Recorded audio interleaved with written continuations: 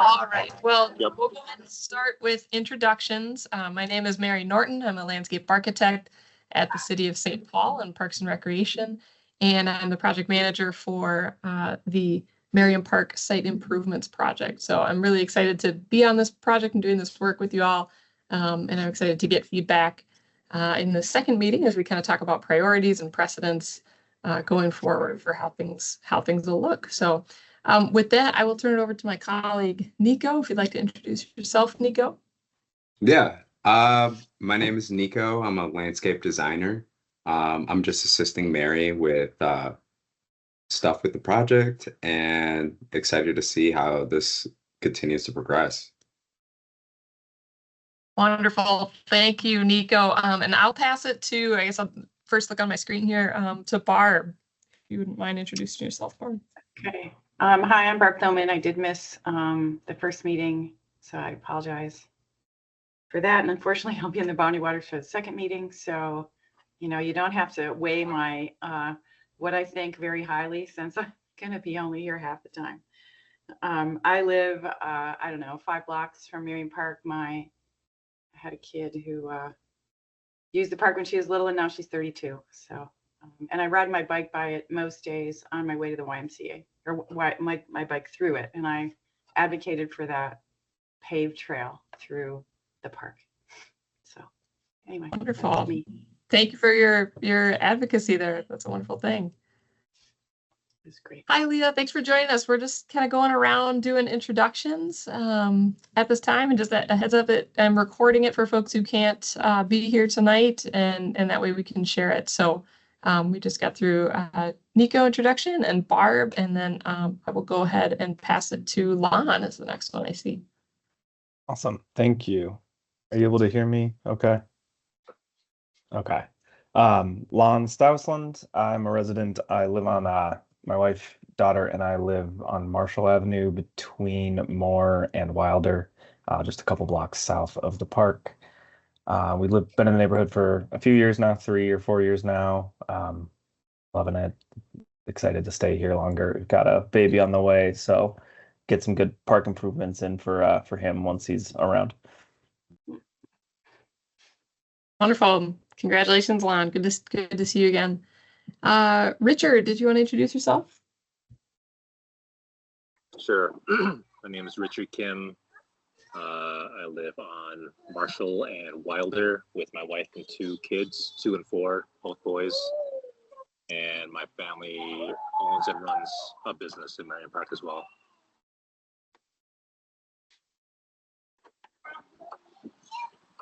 Wonderful. Thank you, Okay. Richard. Appreciate that. I'll go ahead and pass it to Greg. Hey, I'm Greg Johnson. Sorry, I'm in between kid activities right now. Can you guys wave?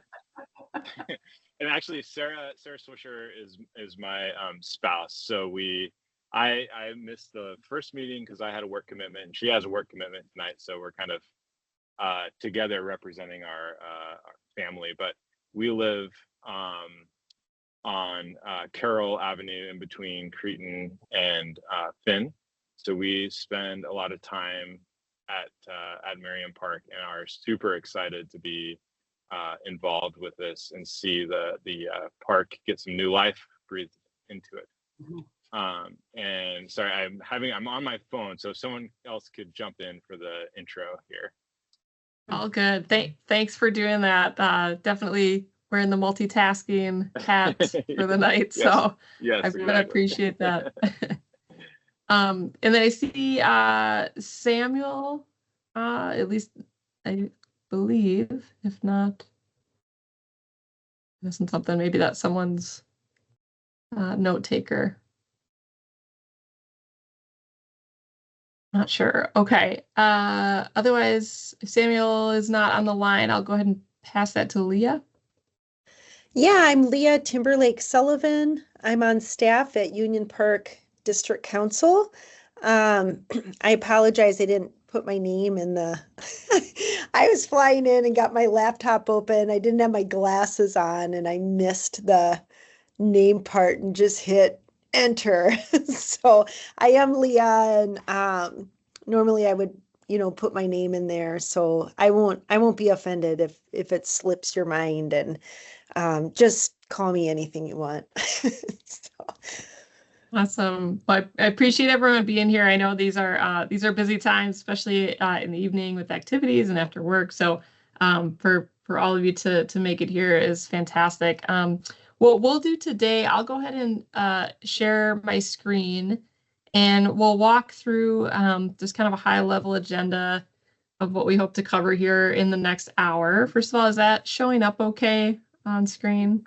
A lot of color, language here. So we'll start here with an overview from meeting one. We'll kind of give a background on what we talked about on our walkthrough. We'll talk about touch on the route walked and the places that we stopped along the way, some of those key items that were discussed. And then we'll do open feedback. So I know there's been a lot of great conversation with community members, either online or feedback in between then and now, or just things that and you've heard might be priorities, or hey, we really want to focus on this, but let's maybe spend more of our time on something else. So just kind of what have you heard from then and now based on where we're at, and then make sure we're capturing that. The second thing we'll do is a priorities exercise. So this is a little bit about site organization and talking about, I guess I'll call it the macro scale and the micro scale. So macro, we're thinking kind of the park as a whole. What are those priorities, the must-haves, that we really want to have them? And then it would be nice to have them, but probably not critical. We'll start to categorize those and begin to kind of prioritize within our scope of work what we see as some of our highest priorities and the kind of want to have. And then the would be nice, but maybe not critical. And so we'll do that priorities exercise again for the macro, for the whole site, and then we'll talk a little bit specifically about those program areas within the park and do the similar exercise. Then we'll walk through design precedents. So we'll show some imagery from various improved types of ball fields. Courts came up a lot in our last discussion about, how do we do multi-sport courts, or what does a renovation look like to those types of facilities? What do we like or don't like about that? We'll show some imagery of playgrounds and maybe a little bit about style and, key amenities within the playground that we can touch on. Again, back to those priorities of what's really critical within that play space, and what are the kind of want to have, nice to have. And then we'll talk about kind of flexible spaces and landmarks that came up a lot in our walkthrough about the importance of sort of identity and wayfinding, so to speak, through the park, or kind of having that front door to the park along Prior, and kind of having, resolving some of maybe those less prominent or confusing kind of circulation pieces. So we can talk a little bit about, what does it mean to have kind of flexible community spaces or landmarks from a precedent. Then we'll touch on what's next, the community engagement event we're working towards, or our next big event will be a tabling at the ice cream and peanut butter jam on the 21st, which I'm excited about. I have not attended that, but it looks really fun, and I've heard it's great. So I'm super excited to have a table there, and to have it be at Merriam Park about, design in Merriam Park is really exciting. So that's coming up. We'll talk a little bit about what we can expect there at that event, and what we would love help with from advisory committee members too, to help volunteer there, or help get the word out during that event, because that'll bring a lot of folks in.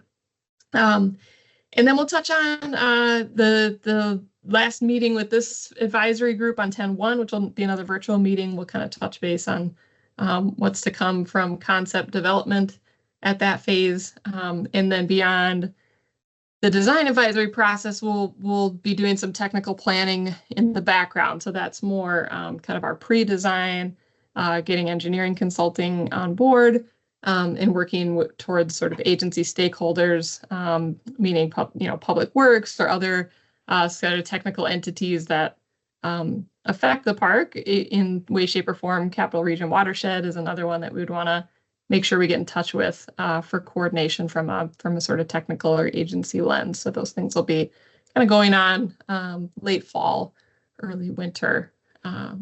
Any questions on that? Otherwise, we can just kind of dive into each bucket and go from there.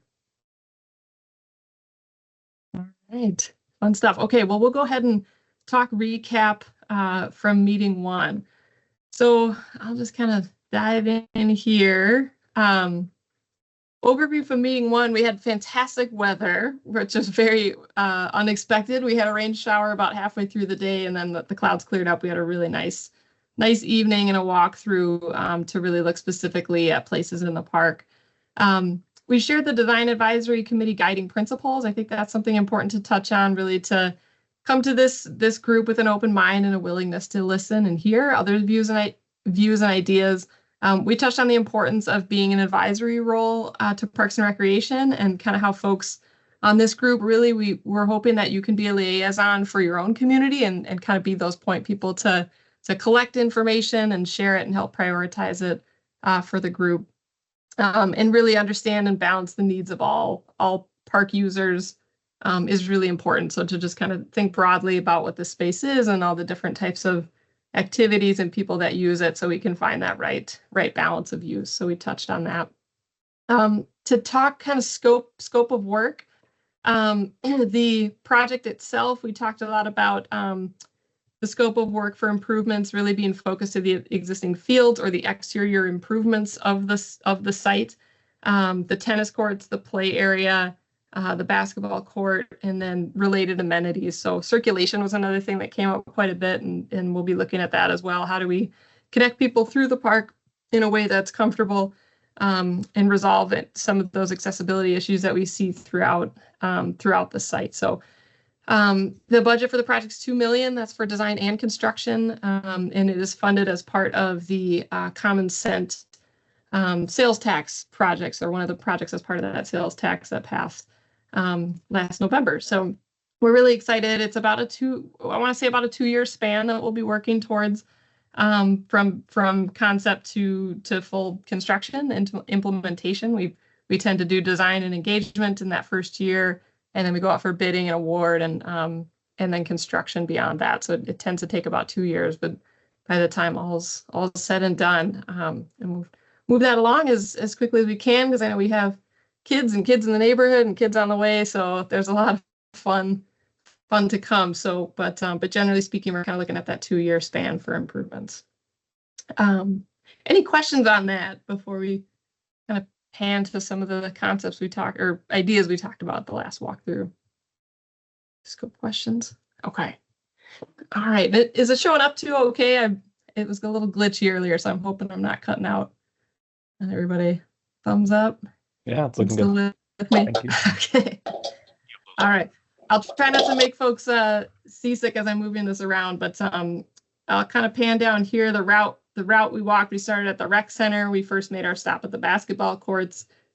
We saw a batting cage that was a bit overgrown, and I think we got a lot of good red dots on that one on our map. Just about, some people are like, oh, there's a batting cage in there, and so I think we have some good cleanup efforts we can do, and some maybe underutilized spaces we saw that can be repurposed. And we took some good time and pause here, even though there isn't a call out on the map necessarily, but there was a lot of conversation about kind of an underutilized corner at the building, or a bit of an awkward transition, or maybe an opportunity for a stronger connection to a new play area, and just kind of how that can better serve and function park users and community spaces.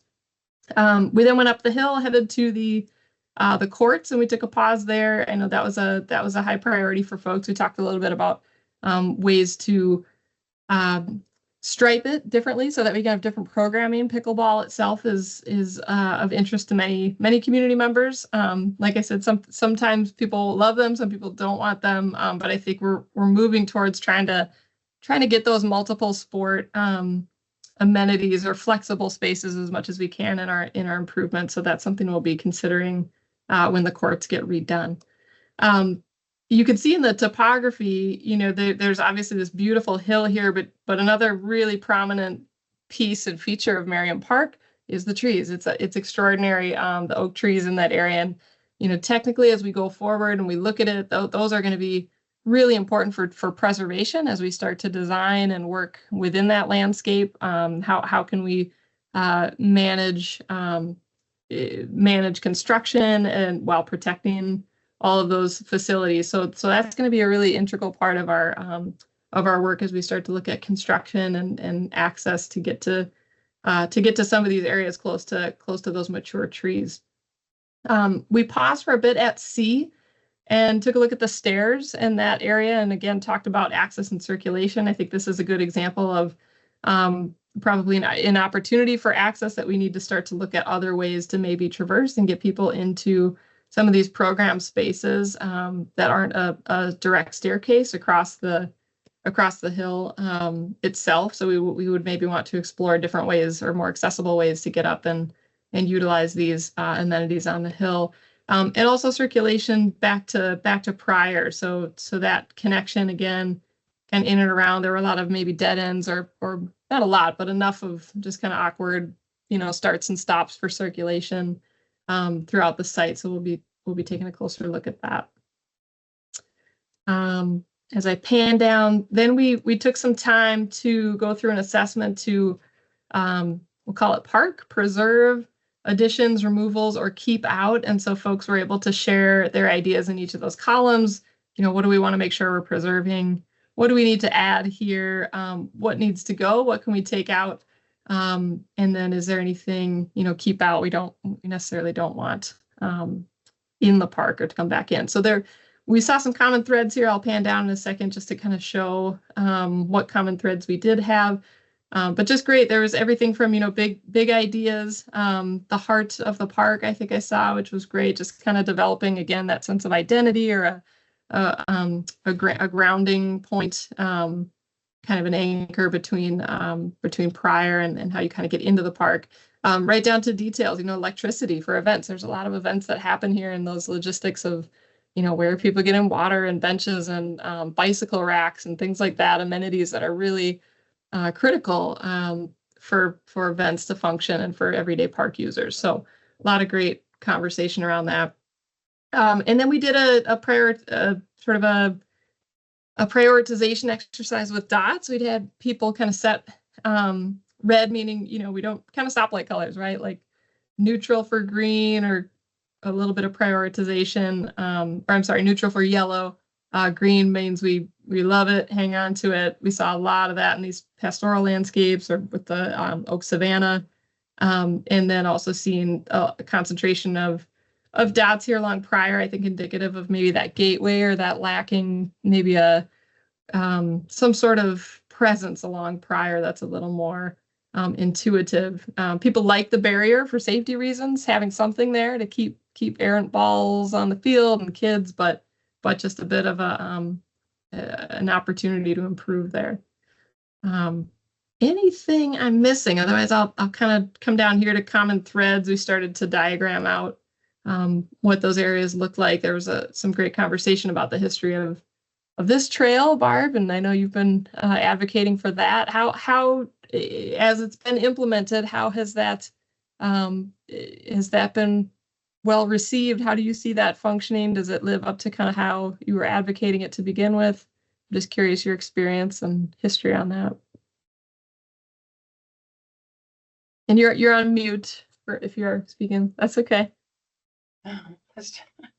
I think because Gilbert has no sidewalk, if you're trying to get to the light rail station or the YMCA or Episcopal homes, walking on Gilbert, especially in the winter, or even biking on it, is not that great. And so having the sidewalk there just really provides this, additional access through the park over to Prior.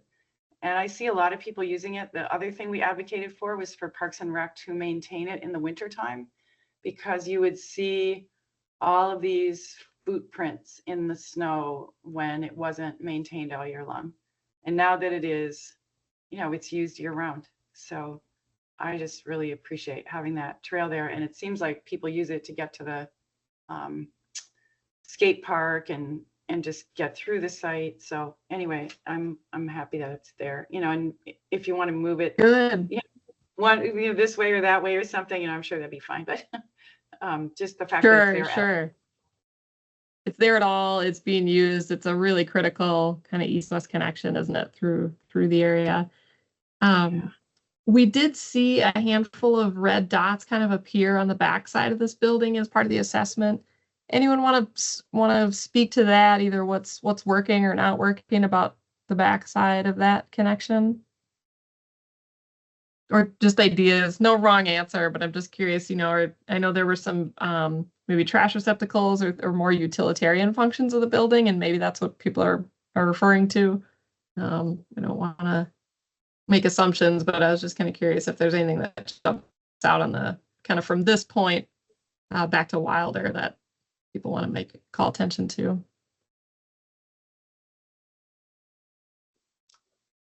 I didn't put any red dots on the map for that specifically, but just kind of brainstorming it here, it does seem like it's hard to tell if it's supposed to be the east-west connection or if it's kind of just the back service alley of the rec center. I'd use it probably more as the east-west connection, but it doesn't necessarily feel like that's the intent. But Sure. Could be, maybe. I don't know. Could be. Okay. No, that's helpful. I'm gonna turn my video off a sec because it's starting to slow my computer down and I don't want to lose you. But I appreciate that. I think we did hear a lot of that kind of identity. Does this want to be the front door? Or is this the back door? And a little bit of that circulation confusion. Just give me one sec. I mean, one thing that I think about in terms of that being a negative, that corner of the building, is that there are no windows that face out on the park. So it always felt a little bit, if you're the only person out there, it's at night, or the evening, it feels a little uneasy. And it actually kind of looks like the building is boarded up because there's some black plastic over one window and some bars and then it's old plywood. I mean, if there was a way for this project or to do some separate fundraising to basically connect the building to the park so that it felt like they weren't two really separate entities and that there were like eyes on the park, like the old eyes on the street concept. I think that would really help. For sure.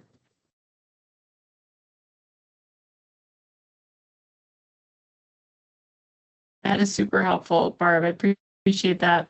For whatever reason, my connections give me trouble. I'm gonna hop out and then hop back into the meeting.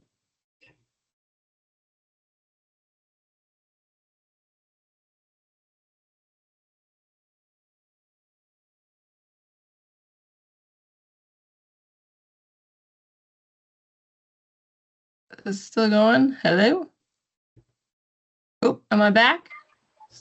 Yep, we can hear you. We're hearing I you. left and I had to hop back on. You guys hear me okay? Yep, we can hear you.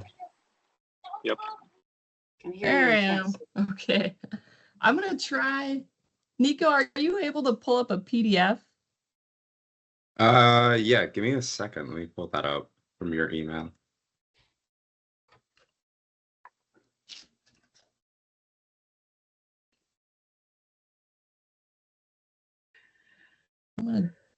Sorry, guys. I apologize for the connection.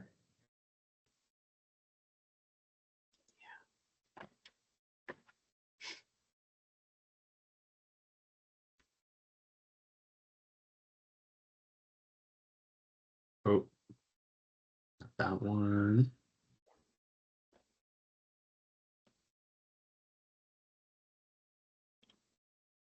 Let me pull this over here.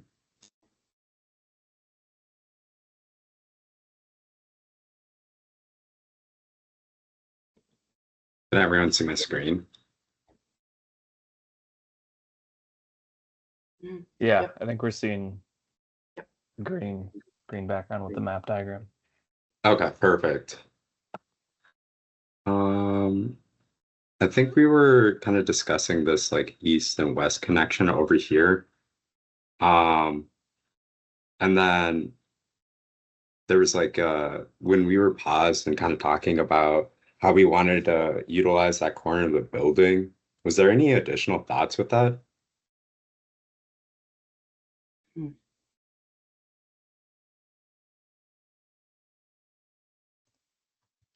you mean the southeast corner of the building that was all? Oh, I'm back. Hi, thanks Nico for pulling that up. Are y'all hearing Yeah. me?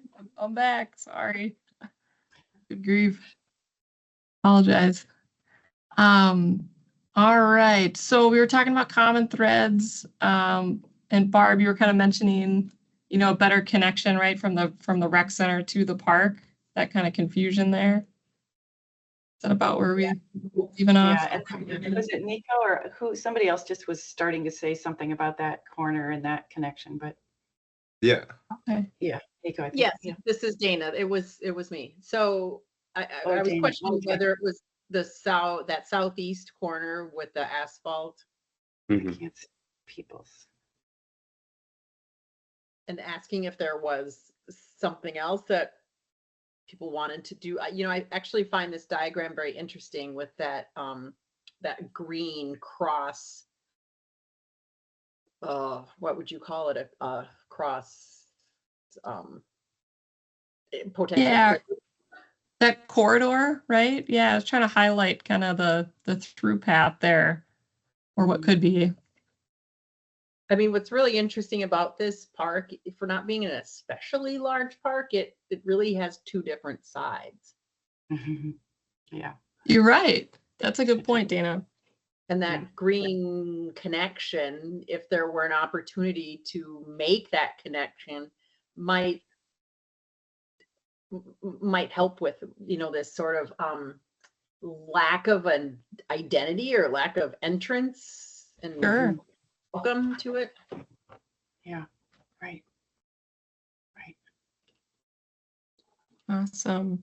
Well, I appreciate, I think that this is going to be a helpful diagram. I think what I want to really highlight, you know, the kind of that critical piece of the mature trees, and that kind of potential for the east-west connection. And then those two, I guess it'd be three kind of nodes, if you will, two of which are quite a bit underutilized or maybe have potential. The one behind the building and then where the existing staircase is. And then the entry off of Prior, just as another kind of key piece or what that front might be for the park along Prior. I will pan to, unless there are other kind of open conversation or feedback you've heard from folks between the last time we met and now.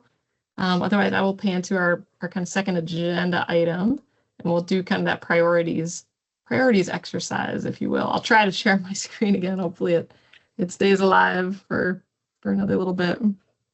Any remaining feedback on existing conditions?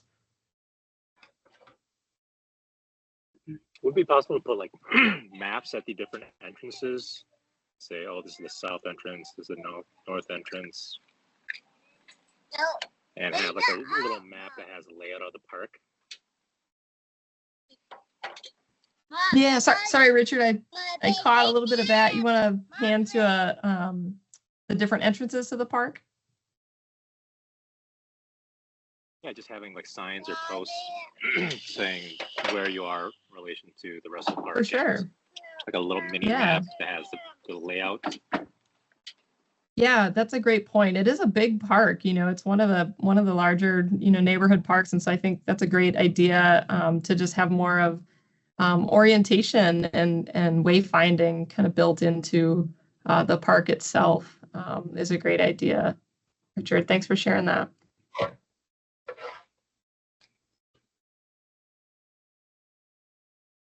All right, well, bear with me.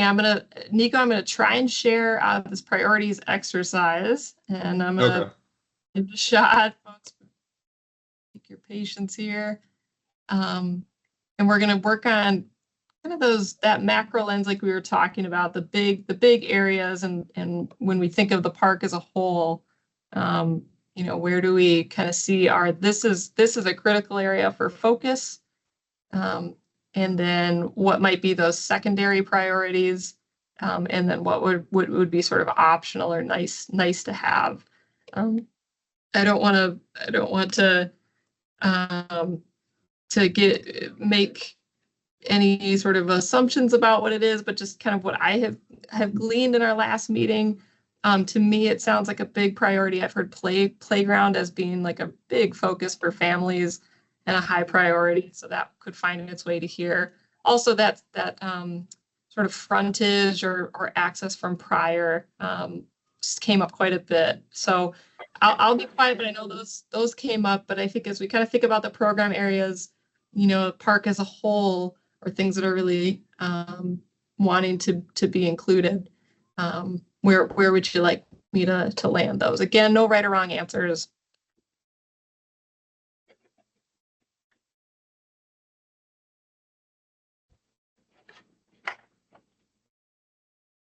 I would second your impression that the playground is probably a pretty top priority for a handful of us. Seeing some. Yeah, I think so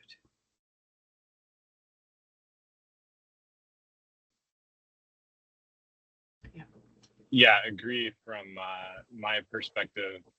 With young kids, definitely the playground needs to be addressed. I mean, I think even just from a safety perspective, it needs improvement, let alone just, attractiveness and quality. Mm-hmm. Yep.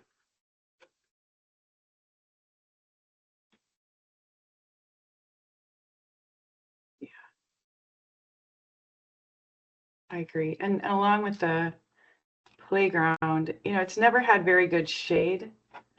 And now, they're even, so it seems like a lot of playgrounds now have, covers over them. So kids are out of the sun a little bit, or, can we right away plant some trees that are going to help to shade the playground, the new playground? Thank you, Barb. I appreciate that. And the way I captured that is we're thinking of like the park as a whole, put the playground in there, but then micro, we're going to kind of dive into those areas just like you did. So within that playground, that's great. I think it's awesome because we're thinking on playground, and then it's a conversation. Okay, when we're in that playground, what's the most important thing, and shade's going to come up for sure. So you did great. Thank you.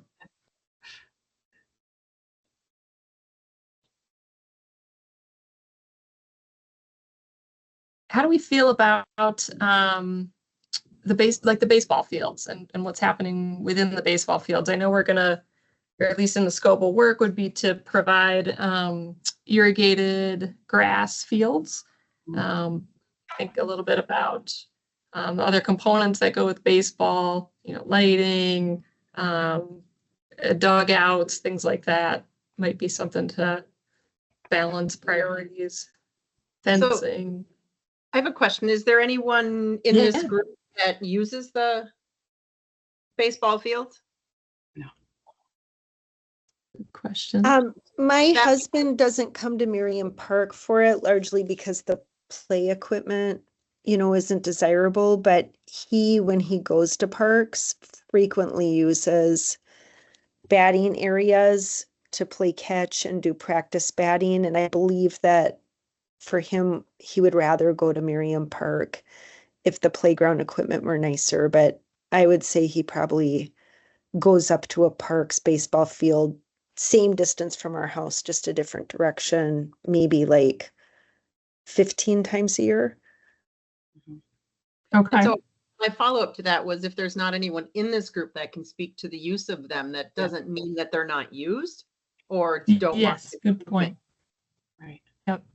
Yeah, I see him used a decent amount. I personally don't. It just visually almost similar, I think, to Greg's comment about the playground. The benches for the playground, or the benches for the both fields, are pretty rough and maybe almost unsafe. It looks like the kind of spectator bleachers are similar, but maybe slightly better. Not to say they're good. So just that alone would probably be my note on the ball fields. Mm-hmm. Do we know if the batting cage ever gets used, like even a single time per year? I'm just asking because it looks like it's in pretty rough shape, but I've never been inside of it.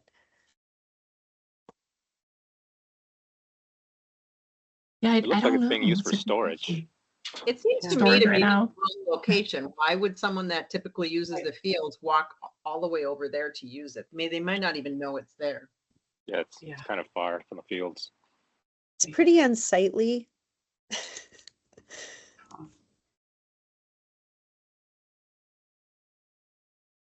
I think So I know drainage that- was the major concern for the baseball fields. Right. But Yep. Sorry, No could you one- say that one more time? I As think a major drainage was concern? yeah, Drainage, yeah. or the lack of drainage, I guess. I know in general there are softball leagues in the city. Do these two fields get included in softball leagues? I have no idea.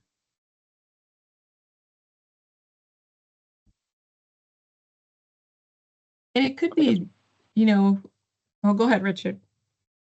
I see more like little league age baseball being played there, not so much softball or.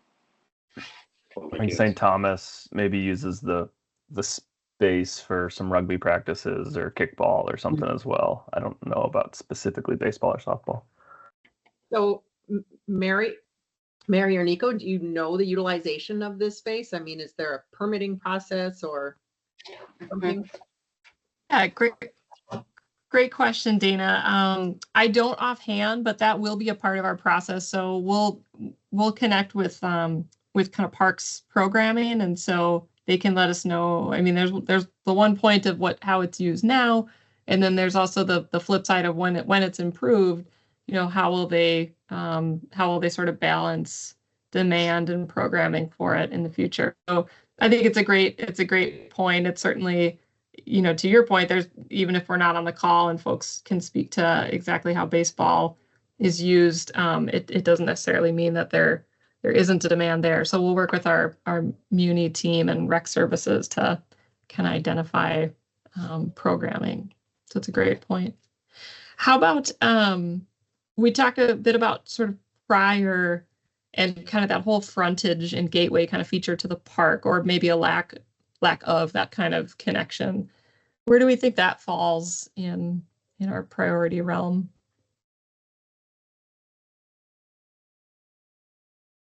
So can you explain a little bit more detail Yeah. that what you mean by What that connection means? prior, just like how inviting it bet. is to get into the park? I just don't quite know Correct. specifically what Yeah, that means. Thank you. You bet. So I think it's both of those. It's one, how inviting it is to get to the park as sort of the face of Prior. At least that's what we heard in our walkthrough.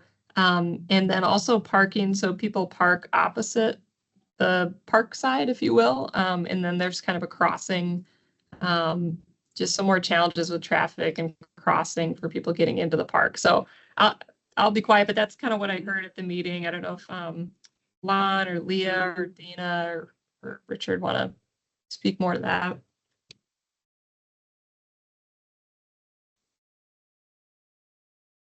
Yeah, that was the gist of it.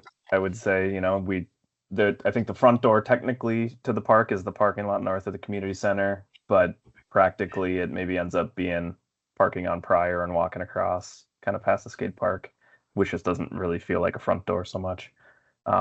So Richard's comment about having a sign there with a map or just anything to kind of make it a little more, you know, friendly to anyone walking in from there. Even just posting the name of the park is more than is there currently, I believe. Gotcha. Yeah, it does. I would agree. It feels a little bit like a slightly uninviting side of the park. I usually access it from the rec center side through the lot, which to me feels kind of like a hidden entrance, but you know, it does feel like an entrance. But is it just the fact that there's fencing there? I mean, and it's kind of unattractive fencing, maybe. And kind of, I guess the main opening is where the path is. Is that right? Right. Yep. But yeah, it does seem, yeah, there is no signage or anything there. I agree that could use some improvement. And I can't remember who, but someone mentioned a crosswalk maybe across Prior there, which could be sort of serve as wayfinding as well as a big safety improvement, as well as just some sense of entry. Yeah. We saw a woman, walk across it even while we were there, but you're leaving from mid-block to go to a corner across the street, and cars go so fast. It really feels like a different kind of road than you would normally have along a park. And I don't think there's any parking on the side of the park. So everybody, if they're driving and want to kind of park on the side of the road, I think they're on that other side of the street. Am I remembering that right? And it's just so dangerous. Even something with like some lights, that would have like pedestrian lights, I think it would open up the park for that whole neighborhood. In terms of it feeling like our park. Mm-hmm. Right. They've got those kind of blinking yellow things that kind of alert cars a little bit more. I go put a sign on that side of the park, and I park on the other side and I walk across it, and Sure. Mm-hmm. No, it's just, this is all helpful. I think partly Awesome. because I'm sorry, did I interrupt somebody? No, you're great. Go ahead, Barb. Just thinking about that prior entrance, I know that a number of years ago there was supposedly some cell tower money that was going to be allocated to improve the appearance of that entrance, and the neighborhood for a really long time just really wanted that entrance to be improved. And I think part of it is just that the chain link fence, which is pretty high, goes right up to the sidewalk, and so it's weedy. And so even if the fence could be moved away back from the sidewalk a little bit, so that this is maybe a micro thing again, but so there could be some plantings or something that would make it feel more inviting to come through that entrance. Or trees over there. I mean, maybe there's one, I can't remember. Yeah, that's a good point. And that came up at the walkthrough too about, is there a way we can soften that edge with trees or something just to make it feel more park-like along that edge. So it's a great point, Barb. I really love that idea of having trees between the sidewalk and the fence. I think it would change the whole feel. I think it would soften the, fence as a barrier, because I think, the trees would be closer. I think that it's that way a little bit at other parks that I've been to, and trees or the fences just don't feel the same. Mm-hmm. Because you're walking up the sidewalk and it feels like green space.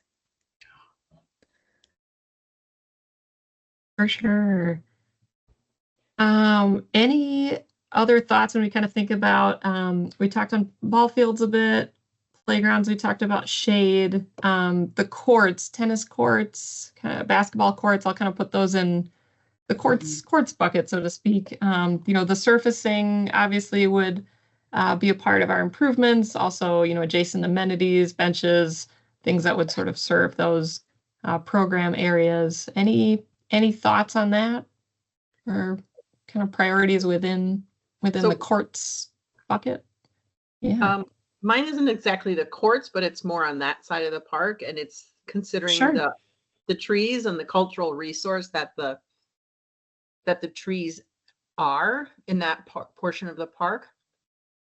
I think I used the word maybe pastoral experience of that portion of the park and the potential it has to draw. For sure. I think about Newell a little bit to the north that has, those historic trees, if you will. And as we were walking through, I was getting a little concerned of the I don't know, the lifespan of some of the trees that were there and whether they're being cared for, how well they're being cared for. And I mean, that's to me a fairly amazing grouping of trees in the city in a park. Absolutely, Dana. Thank you for bringing that up. I think to your point about kind of planning for the existing oaks, that kind of succession planning and how is that phased in, and the importance of kind of that pastoral landscape, and to make sure we not only maintain that, but are planning for change when existing trees do meet their life cycle. And I have to say, and again, I'm not sure if anyone on this call or in this group uses the tennis courts. And I don't want to speak out of turn because I don't use them, but it was quite curious to me, like at the apex of this small hill with this beautiful tree canopy, that there were these courts. And I'm not sure if I'm advocating that they should go away, but No, yeah, it's curious to me. What is the sure. best use and experience in that space? That's interesting. More of a question than a priority of any level. Yeah, it's a great point. They kind of exist right at the top of that hill, right in between quite a few mature oaks, I mean, so they're like the Acropolis, which is so odd. right. I mean, if you're a player, I mean, how cool is that? Yeah. But, Right. Then someone Yeah. getting back to utilization. What is utilization of those courts? Mm-hmm. They're at such a great spot that it makes me want to play tennis again, but I'll admit I haven't played for like 10 years. So, Yeah, just it's to an be in the middle of all aspirational kind of those- thing. Yeah. Just to be in the middle of all those trees, for sure. Good point. I recall seeing this is maybe a couple years ago, even a group using the courts for, I want to say it was yoga or something, not exactly yoga, but some sort of activity like that, an instructor led class. And it is kind of a cool spot for that. Yeah, no You know, kidding. if you think about a cool view amongst the trees, doing a yoga kind of thing there. So I don't know if, maybe if they're used commonly for activities beyond racket sports, but it's something to keep in mind.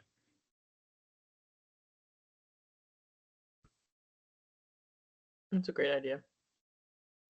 Great recognition. Yeah, for sure.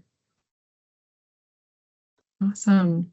Okay, well, I want to save a little bit of time to kind of walk through precedents and then kind of what we see as next steps in the process. And what I'll do too, I know it's always, or at least it can be difficult to get everything on the wall during the meeting. So I will send this as a follow-up exercise to kind of everyone who's on the list. And that way, if people, want to send back direct comments, we can summarize it that way and make sure we capture it in our priorities here. So with that, I'll stop sharing for a moment, mostly because I don't want my computer to freeze again. And then I'm going to pan to some precedent images.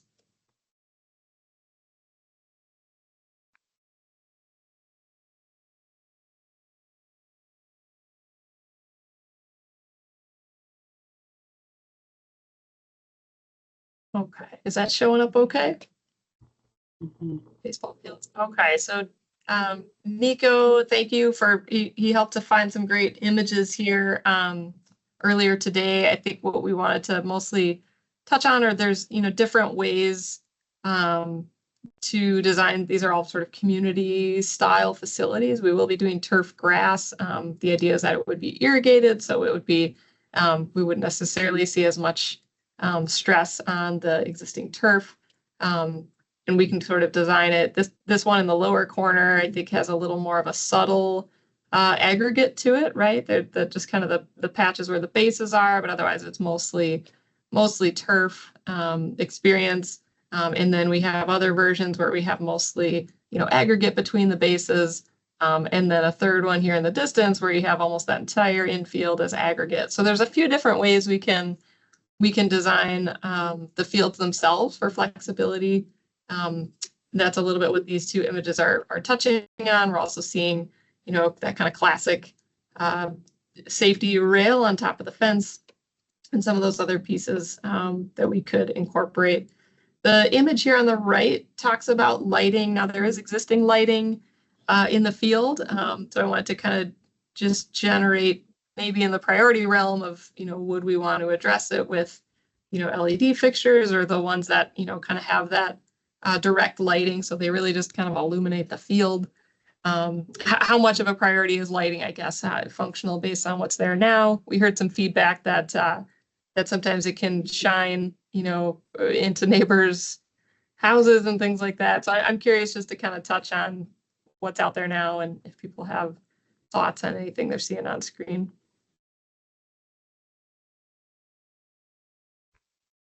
I mean, in general, I feel like lighting is a good thing. I've never walked through the park at night that I can remember. Is the path that goes east-west, how well lit is that? Does that feel safe at night? I mean, during the day, I use that often to get to Pryor, but what does it feel like after dark? Can anyone comment on that?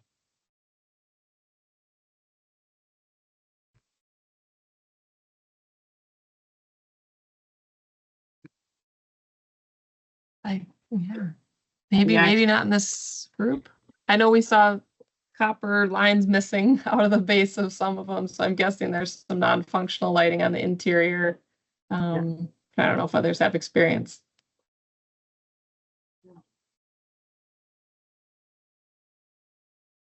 I mean, I'm not a big fan, not a big fan of, lights that are on a lot at night, unless just kind of keeping it to the minimum because it's such a detriment to birds and migration, and sleep and other things. So, I mean, if I'm walking at night, I often bring have a headlamp or something with me. I was walking one night across there and a huge German Shepherd came running at me like out of nowhere, and that was terrifying. Oh, wow.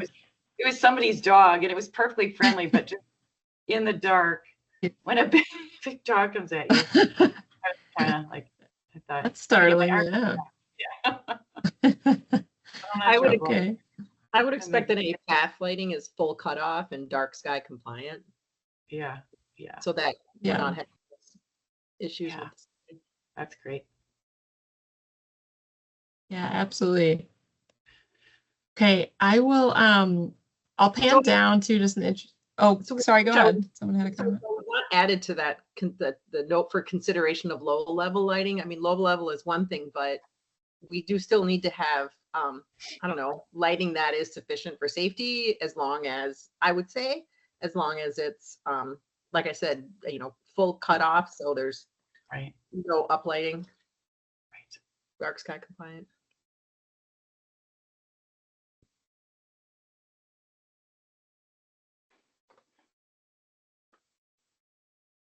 Yeah, that's a very good point. And that would be the idea if we did have it kind of targeted to the field, that they'd be those cutoff fixtures, so we're not introducing any spill beyond what's necessary to program a field safely. And they'd be, for community sort of recreation, which tends to be a lower foot candle than say more intense sport fields, if you will.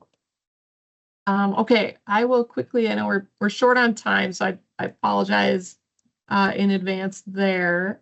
Feel free to stay on if you'd like to. These are examples of sport courts. Again, some folks kind of were wondering how do you program multiple sports, say pickleball or tennis. So here are some examples of kind of how we do multi-sport striping. We would have temporary pickleball nets that could be rolled out, and then the lighter colored lines, for example, get played on, and then the tennis has that more permanent net. There's also some examples of some maybe more color type, artistic expression or multicolor to kind of combine sport courts. I was curious if that would be something people would be interested in, or think that would be a way to bring a different type of vibrancy to the court. But just some standard ideas there. Any reactions one way or the other? Comments on any of these?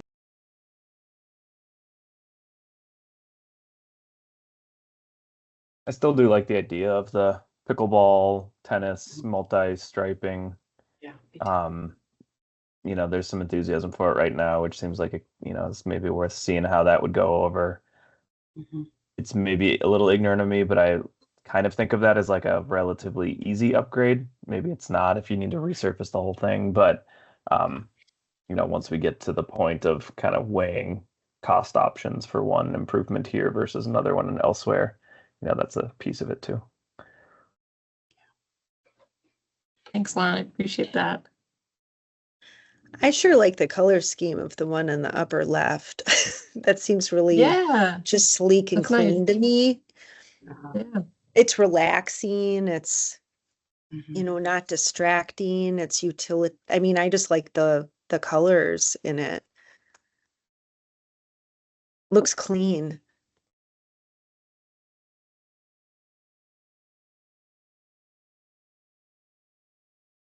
They all look really Awesome. nice. Yeah, yeah. And I think there are a lot of options there, and there'll be a benefit to have that resurfaced. I think we'll get a lot more use out of it and some more vibrancy, certainly. Could be, Playgrounds were big. Oh, sorry, Yeah. go ahead, Leah.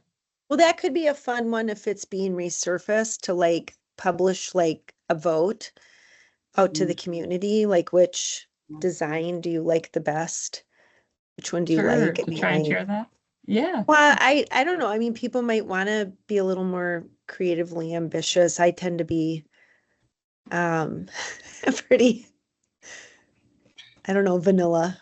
when sure. but Yeah, there is some opportunity for expression there, and potentially, ways to balance both to, maybe there's a surface space adjacent or a mural or something that could capture some creativity too. How are folks doing on time? I'm at 7:30. I don't want to keep anyone longer than as promised. There's just kind of play area precedents here, and then um, a little bit about kind of flexible spaces, and then we can let folks go. So you let me know. No offense if you drop off, I promise. Sorry to run a little late. So what's here on screen? Tried to pick a handful of playgrounds to the extent possible with mature trees behind, and some of that kind of maybe more options of natural type playgrounds, some more organic shapes and forms. Anything here standing out for as likes, dislikes, directions we'd want to go or steer away from? I don't know. I think these all look incredible. Mhm. Any A little different than anything- what's there now, right? yeah, anything remotely like these images would just be such an Yeah. upgrade. One thing I Okay. might comment on is, it's been interesting as I have a 9-year-old and a 4-year-old, and it's really interesting to uh, especially my 9-year-old, seeing how his interests with playgrounds are changing. And I don't know, he maybe has a couple of years left where he's into playgrounds, but Yeah. some of these parks are really good at adding, you know, um, features that can scale with age. Uh-huh. And Yeah. especially like things that they can climb on. I'm thinking of particular park, a park over in Minneapolis that just got redone that has like a bouldering wall, Mhm. and both my daughter and my son can climb on it. He's old enough, he can Cool. get all the way to the top, but it's just like a very flexible, um, very, very flexible playground. And I feel like it has, Very cool. features that appeal to sort of a broader swath of ages. And I see a lot of examples of that, like looks like maybe the bottom right has some kind of higher climbing things on it, if I'm seeing that correctly. But yeah, these all are look really cool. Another example is we were just at French Regional Park last weekend, that has all sorts of really great climbing things that feel high but are safe, right? So there's no way of like falling 20 feet, but that they do go up pretty high. And so I think for a kid who's like in that 9, 10, 11-year-old range, it kind of feels like they're exposing themselves to a higher level of risk in a safe way. So just some general thoughts there that might be worth taking note of. Yeah, that's a great point, Greg. Thanks for sharing that. I'm trying to find that balance for a wide range of ages to keep them busy, occupied, and kind of safely take those risks. That's a good point. Shoreview has a similar setup where they have like a parkour / American Ninja Warrior course for older kids. Yep, exactly. That's a great example. And I like, and in fact, I love going there with my kids because they both have, things that they can play on and stay happy. Could an adult use that? Yeah, absolutely. Why not, right?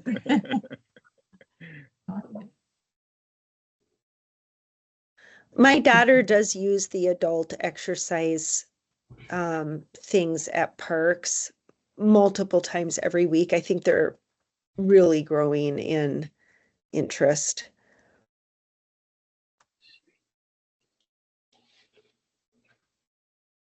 Awesome. This is all really helpful. I appreciate that. I think it really drives home the point to have, to create kind of those multi-scale, multifunctional pieces within the space. So to kind of move along to talk about a little bit about flexible spaces. Some of these are just, ways to sort of program areas. I'm thinking a little bit about that space kind of between building and park, and how we can, maybe introduce more flexible seating for events or bright structures or landmarks to just kind of draw people in and really create a place. And again, these are just sort of examples. These were thinking about prior and kind of, can we create something really visually striking along there that really kind of anchors the space, but still creates a boundary. So just big open-ended ideas, but just trying to create those flexible spaces and landmarks as a first cut. Anything standing out one way or the other? Comments on these? The second photo with the more of the seating and the more hardscape makes me think of that sort of leftover space at the southeast corner of the buildings. I mean, it is sort of a back side of the buildings, but what if it were a way to carve it out and celebrate it in some way, that it was gathering space in some way?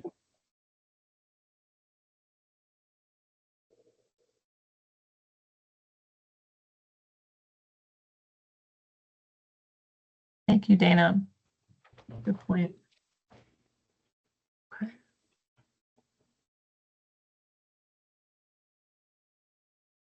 Yeah, I love the idea of this stuff at that kind of no man's land at the southeast corner of the building, like you said, or it feels like, I'll admit I was the one that added the note on the posted board last time about like some sort of a heart of the park kind of thing where, if you're over at the skate park with your teenage buddies and you want to bring Wendy's and eat it at a picnic table, you go to this little area in between everything. Or if you're there with your kids in the playground and you're hanging out at a table, just some kind of central congregation area, whether it is at the building or off the playground in that circular area or somewhere else, just something that kind of feels like a special spot. Yeah, that's great, Lon. Thank you. All right. Any last feedback on this one?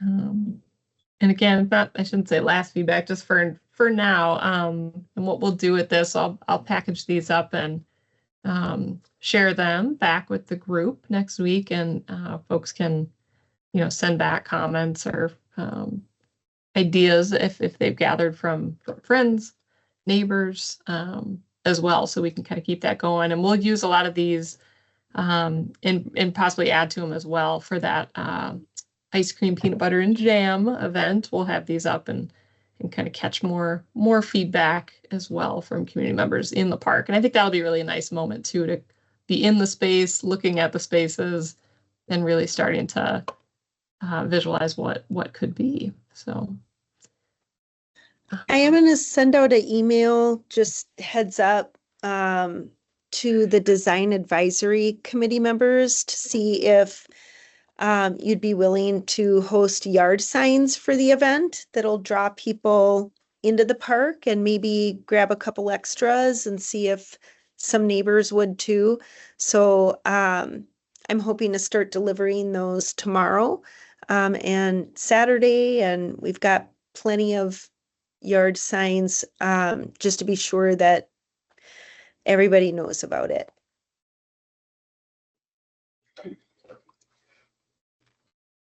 I'd be Wonderful. happy to do that. And actually, we have a block party this Oh, coming right. Saturday. So that actually might be a good time. If I had a stash of them, I could bring them to the block party and see if other people would be willing to put them out. Oh, that'd be great. That'd be just lovely. I don't know if they would be available by then. I think it's Saturday afternoon. And I think Sarah already signed up for 3. Okay, got it. But I like the idea of having them at the block party. Yeah. And I'll just, I'll send out an email for everybody with, let me know if you would take some signs. I could provide flyers if you're really ambitious. And then also I'll include our Facebook event page. It does help if that gets shared.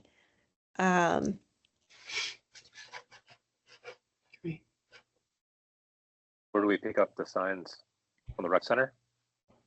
Well, I can bring, I could do a drop at the rec center.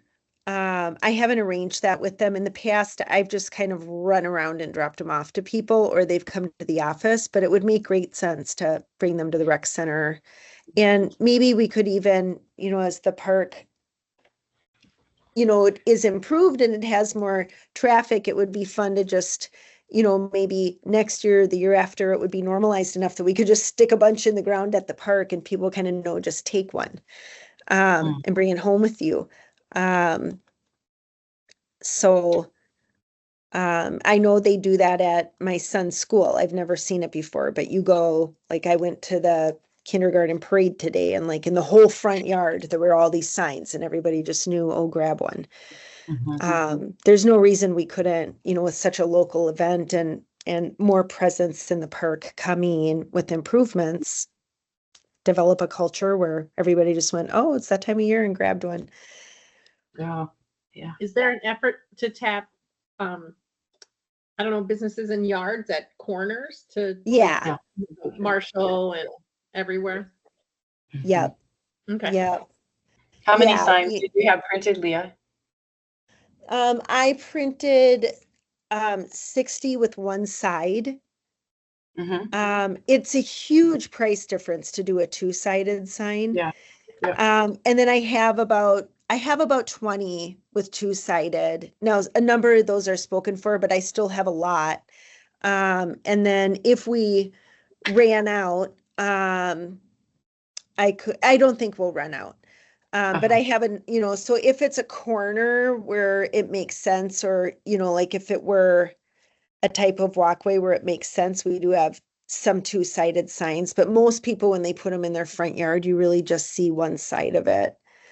And last year we had a debacle where the signs were two-sided and they weren't printed very well, so you could see through them.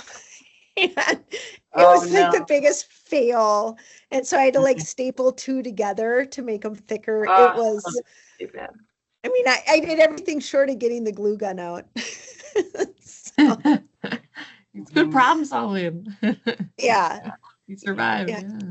And I still have those, but these ones, my hope is now these ones we can just standardize and move forward and print stickers to go over the Oh, date. great. Oh, that'd be great. Yeah, and then every year maybe just order like a few more because we'll lose some every year that don't get returned, but over time accumulate more and more. But we really want to get into like the sticker date, like just the date. But I think our sign this year is, generic enough that it can come out every year for the same event. It's Great. Will you tell me what you think when you see it? Okay, I look forward to seeing it. So I'll send out an email and maybe I'll wait until the morning actually so I can confirm with Park and Rec that I can drop a load of signs there. I should ask, I guess. So Mary, I don't know if this is of interest to you at all, but I have a box of Merriam Park history, old articles. And there are a lot of articles in there about the park and what it was historically. And I mean, it really was an incredible place at one time. And that's partly because our neighborhood had a downtown that was removed for the construction of Interstate 94. Like our neighborhood's downtown was at Pryor and the freeway. Wow. And so all of those businesses were a part of the Merriam Park Improvement Association. But anyway, I wrote an article about the history of our neighborhood for Streets I'm in, and so I have all this information that an elderly man who's now passed away gave to me. His family gave it to me when he died. So if it's of interest to you at all, I'd be happy to share it with you. Oh, thank you so much, Barb. Yeah, I absolutely would love to see that. And thank you for being willing to share that. I don't know if what the best way to get those and scan them or try something. I want to take good care of them. You can I'd love to take the see box it for a while if you want. It just came back from a professor at St. Thomas. All right, I'll borrow it. Okay, very cool. Okay. Well, wonderful. Well, thank you all for sharing your ideas at this meeting. We'll be in attendance at the Ice Cream PB and Jam event. I don't know if, and maybe Leah, as you're connecting with folks leading up to the event, if there are, anywhere, 2 to 5 people that would want to. My thought for specific for this project would be to maybe go out and hand out flyers with a survey on it and just try and get the word out during the event, even for an hour or something, just to try and be the face of the advisory group and the great work we're doing, and see if we're on the right track. That would be wonderful. So, but we will have a table there. Myself, I'll be there, and Nico, and we'll look forward to getting some more feedback from people in the park while they're using it. So. And Leah, do you want me to just follow up with you directly, logistics about kind of leading up to the event and where to go, what tables to get, and all that fun stuff? Okay. Oop, you're on mute if you're talking. Yeah, I've got you all set up, and then maybe the flyering, for surveying stuff could be the weekend preceding the event. That's a good point. Yeah. If that would work, just so that, people still get drawn into the park for, to swing by the table. I think, when you're actually in the park, it's a little bit different. Sure. Yeah. Unless you really want it during the event. No, we can do it either. We could do it either. Having it preceding would be great too. So maybe we'll just connect on Monday. You want to connect on Monday and we'll figure that out? Yeah, let's do that. Okay. That sounds great, Leah. Well, my thanks to everybody joining the call. I appreciate it. It's been a great conversation, and I'm looking forward to the next steps here. Thank you so much for your time. Yeah, thanks everyone. Yeah. Thank you. Thank you, Mary. Thank you, Nico. Take care, everybody. Bye-bye. Take care.